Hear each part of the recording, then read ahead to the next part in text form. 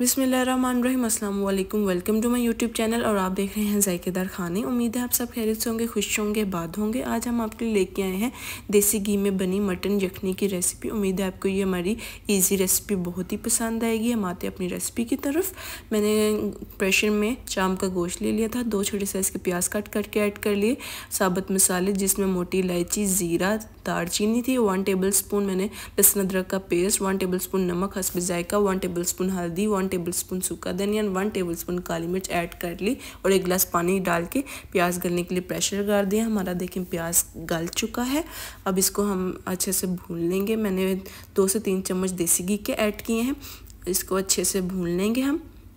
हमारा गोश्त देखें अच्छे से भुन चुका है। अब हम इसमें 2 से 2.5 गिलास पानी के ऐड कर लेंगे, जितनी हम यखनी रखना चाहते हैं। फिर 5 मिनट के लिए हम वेट लगा लेंगे ताकि हमारा गोश्त जितनी कसर रह गई है वो गल जाए। अब देखिए माशाल्लाह अल्हम्दुलिल्लाह हमारा गोश्त गल चुका है, हमारी यखनी तैयार हो चुकी है। मैंने अंदर धनिया ऐड कर लिया थोड़ा सा और थोड़ी सी ऊपर हम काली मिर्च ऐड कर लेंगे। उसके बाद देखिए माशाल्लाह अल्हम्दुलिल्लाह हमारी यखनी तैयार हो चुकी है।